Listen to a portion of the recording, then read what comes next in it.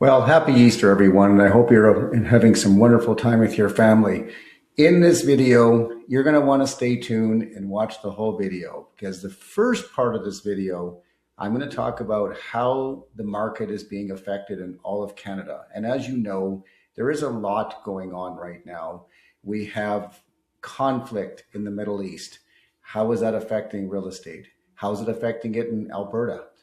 We have Alberta independence. We got lots happening with Alberta about getting a referendum. Well, I've had a lot of people ask me about how that's affecting our real estate market, and it is. And we're going to talk about that as to what's going on right now. The last part of this video, we're going to talk about what potentially the market could do and where the opportunities are. So stick around. I think you're going to like this one.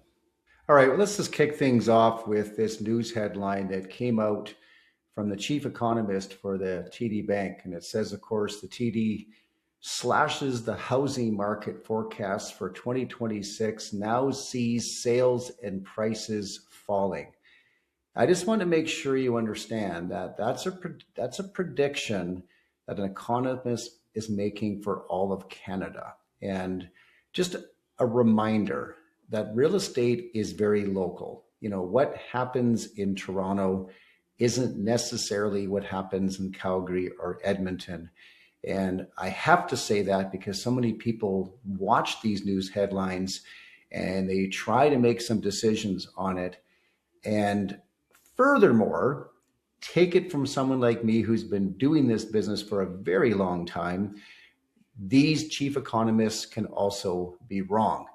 And we don't know, what will ultimately happen in any given market. I think that's one thing that I've definitely proven. There isn't anyone that knows with certainty. So take this for what it is. It's a good piece of information. It's a good headline because no question we're seeing some softening overall. But that being said, as you continue to watch this video, I'm going to show you some pockets in and around Calgary that are not following that headline at all. Well, let's take a look at the real data that took place in the month of March. And you'll notice right here that, first of all, we had 1,881 sales on the MLS. That is 12.76% lower than it was in March of 2025, where we had 2,156. So that's not great. New listings, though, take a look here, 3,409. We're actually down 15% on new listings. So that's good. It would have been a lot worse if we would have seen, 15% more new listings and 12% lower in sales. We are at 5,395 listings currently. So that is up overall at 4.7%. And that brings our months of supply to 2.87. So if no new listings came on the market at all, it would take about 2.87 months in order for all of the listings to sell. Now, I got to tell you something. In the US, they would actually call that a seller's market when there's only 2.87 months supply. Because for them, if it's not 4 months, they consider that to be a seller's market. We don't consider that to be a seller's market with that much inventory and that many sales in Calgary. That's just not our definition. Now, sales to list price. Look at this, 98.16%. So on average, you would expect to get about 2% of asking price, where a year ago you were averaging about 99% of asking price. Now, I want you to keep in mind that that number applies if people reduce their price. So in other words, if I was asking more money and then I dropped the price, that would reflect there. It wouldn't be the original price that we started at. So please keep that in mind. Here's our benchmark price. We're down 4.18%. Now that's taking into account condominiums. And as you watch this video, you'll notice the condo market definitely is correcting. And as a result, it's bringing down the benchmark price in its entirety.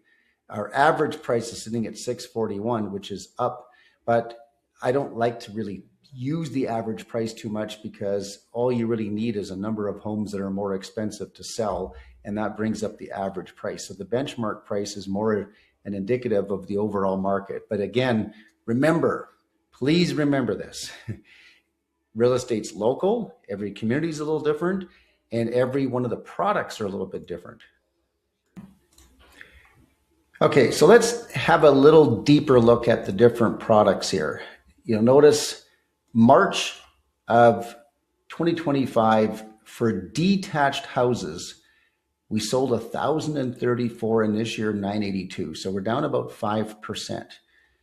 But I wanted to show you the difference here in the benchmark price, because you'll see 766, 600. Now remember, that was just for the month of March.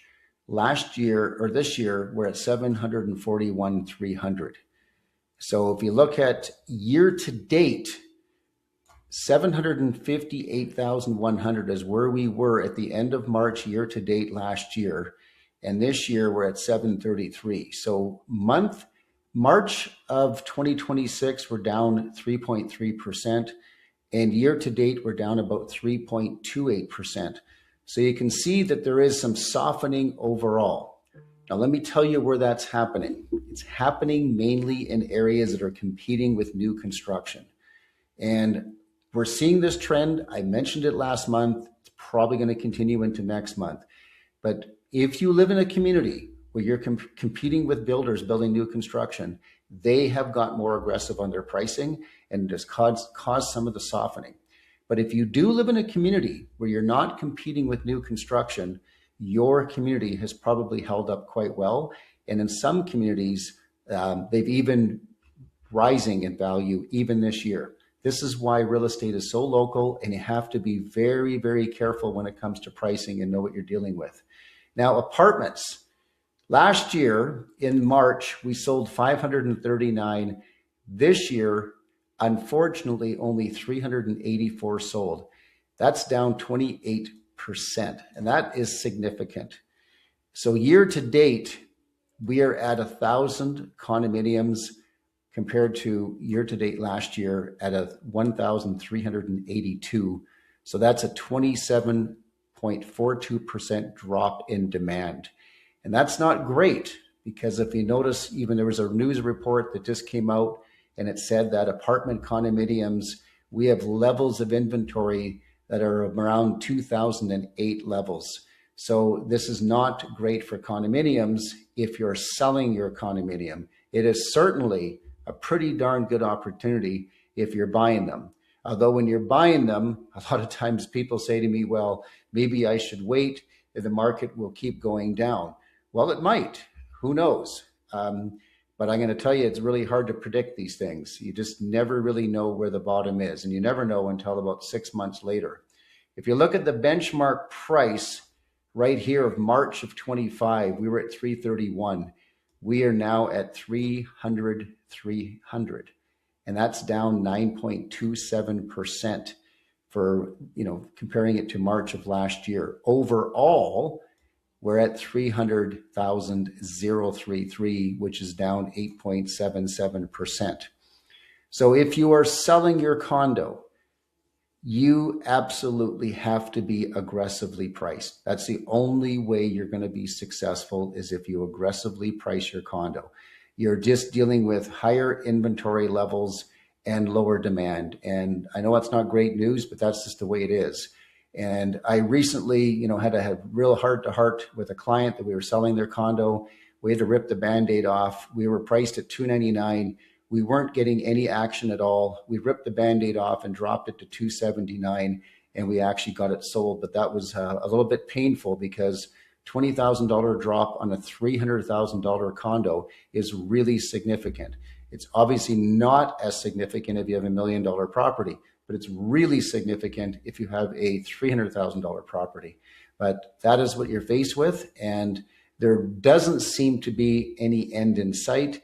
But things can change quickly, and I'm going to comment on that in the last part of this video. If we look at semi-detached, we sold 184. Last year, we sold 193 this year.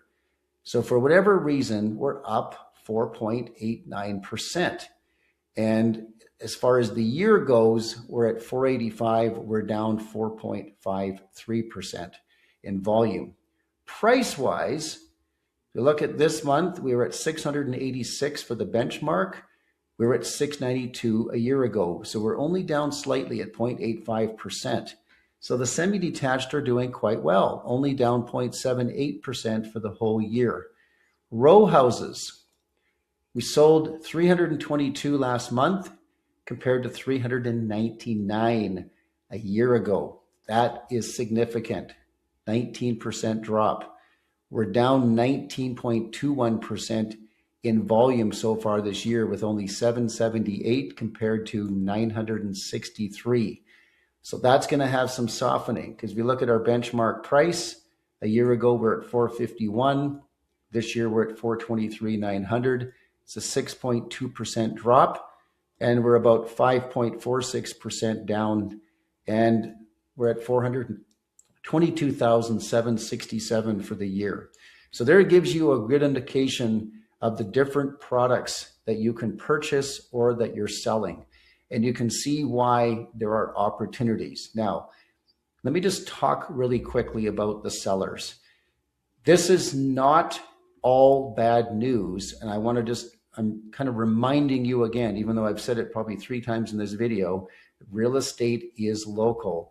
And your particular condo and townhome, depending on where it is located and the features that it might have, it may not line up to these numbers. Just remember, this is the entire city of Calgary. So we're not talking about specifics here. So if you are looking at selling, you're going to need some good advice on positioning yourself properly for the right price. And hopefully yours is maybe a little better than the data that we're showing here overall. But in some cases, unfortunately, it's even a little bit worse. So pricing is absolutely key. This is not a time where you can speculate. If you want to sell your property, you have got to be priced right, or it will just simply get overlooked and you will not have any success. And so often what happens is people put their property on the market and it's a little bit confusing. And I'll tell you where the confusion comes. Number one, you get your tax assessment. It may be more favorable than you thought, but that tax assessment was done last year. So don't forget that. And tax assessments, well, they don't come out to your house and look at all of the features that your house has. It's a blanket assessment. They're not accurate, okay? Algorithms. If you've been on some website and got an algorithm, don't trust the algorithm. I can tell you there's websites out there right now that they've even tweaked the algorithm to make it look good so that you'll reach out to them. And because I know that if the numbers look good, you might get a phone call and they could potentially come and list your house. So it's a lead capture, not that the data is accurate. Here's another thing. You might have interviewed a couple of agents. One agent gave you a pretty aggressive number. The other agent didn't. That's confusing. Which agent do you believe? Which one do you understand? Unfortunately, we do have agents that do this business by telling you more what you would like to hear as opposed to what you need to hear. That's why it's really important to look at the data that supports what's being told, all right? So the other thing that can be a little confusing is, what about your neighbor's property that goes on the market, or you see something that's somewhat similar and you see what they're asking and you go, wow, boy, if they're asking that much money, my property must be worth that much money too. Well, just because somebody threw their house on the market at some overpriced listing, it doesn't mean that your house is going to sell either. It just means now if you were to go on the market and their house was in fact overpriced, now there'll just be 2 overpriced listings. So you can't look at just what is active. You have to look at what has actually sold. Very important that you do that. All right, let me just show you this chart that I don't often show in this video, but you'll notice right here, this chart shows you all of the action that's gone on in the Calgary market as far as price points. And you'll see here, I just highlighted the 6 to 699 and the 7 to 799.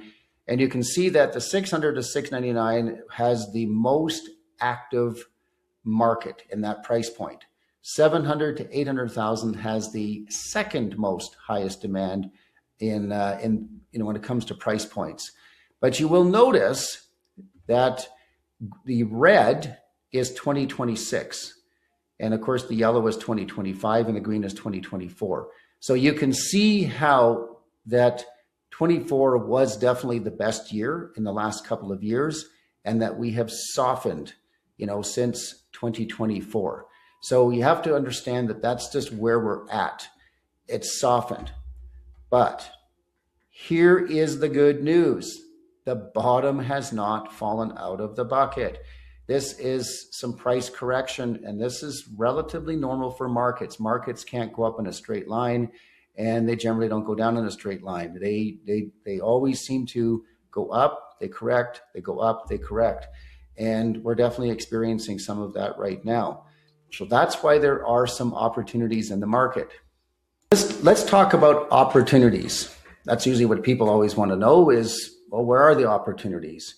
So let me make this pretty clear for you, because believe me, a lot of buyers struggle with this because buyers are always afraid to jump into the market when it's softening. So often they want to wait until it looks like things get better, which means they're trying to time the market because they feel like, hey, if the market's dropping, it's going to keep dropping. And oh, what if I buy a property today and all of a sudden it's worth a little bit less 6 months from now? That's a legitimate fear. I totally get it, but as I keep saying, you can't predict, when that's going to happen. And I will tell you, take it from me again, I've been doing this a long time and I've watched markets, throughout my whole life living in Alberta, because I've been in this province my whole life. And I've watched how, these conflicts in the Middle East play out. And it always ends up being the same thing. You have this period of time where things correct or things soften because there's enough people that say, well, maybe I should wait and see what happens. What's going to go on with this war in Iran and how will it affect us here? What we do know is that oil has shot up to $100 a barrel, and that brings in a little bit more money to Alberta, and that seems to benefit us financially as a province. But it still feels a little uncertain because we just don't know what's going to happen. We still have had tariff talk. We have Alberta independence. When people just, hear all this news and they feel like I should just wait. Well, that's fine. But I'll tell you, every single time that this has happened, when all of a sudden there's that moment where the general population feels like, okay, I feel confident, this is a good time. And we watched this as we came out of COVID. Once COVID was over, the sky didn't fall, life got back to normal, and a whole bunch of people that were sitting on their hands got into the real estate market. And that's why we saw prices rise rapidly, between 2021 to 2024, because there was a lot of pent up demand. So if you don't want to get involved in that, believe me, this is a very good time to be looking at real estate. Now you'll notice as you look at this chart here with taking, the 8 different areas within the city of Calgary, and you'll notice how some areas this year have softened more than others. The Northeast has actually dropped 8.2%, the far north 7.5%, down in the Southeast 5.7%. These are significantly have corrected. And as I mentioned earlier, a lot of it is because you're competing with some of the builders, and the builders have gotten pretty aggressive because they need to move some product. Some of these areas like the Northwest and the South have not dropped too much. And why is that? Just because the demand for those areas remains a lot higher. Definitely in the West side, the demand is higher. And you'll also find that, for markets to drop in price, what you need is motivated sellers. You need people who are really needing to sell in order to, to accomplish what they're trying to accomplish. And some people, it's a financial thing. Some people are moving away, but there's motivation there. And I find, with areas that don't correct as much, like the West side, I find there's more people there that are comfortable just waiting it out. And so they don't put their place on the market, or if they do put their place on the market and they don't get the price they're looking for, they take it off the market. So that doesn't lower the prices. to lower prices, you do need people willing to drop their price. So for whatever reason, you know, the North and the Southeast and the East and the Northeast are experiencing more people that are willing to do that. That does create opportunity if you're looking to be in any one of those areas. So if you like the idea of some of the areas that haven't dropped as much, like the Northwest, there's still opportunities there as well. Just don't come in with the expectation that maybe things are dropped, you know, in the at 8.2% in the Northeast, and so there's an expectation that maybe I can get an 8.2% drop in the Northwest. That might be a little bit of an unrealistic expectation. But that being said, there are still opportunities, and clearly, when you see a chart like this and you see the demand in a correcting market, it gives you a pretty good gauge as to what areas of the city would be a good place to invest if you're looking at a return on an investment, you know, type of perspective. So this gives you some pretty good ideas of where these areas are that you can take a look at. Now, if you're interested in finding something that is aggressively priced, I happen to be pretty good at this, and we have ways of working with people that are experiencing estate sales, people that are going into foreclosure, people that are moving out of the city.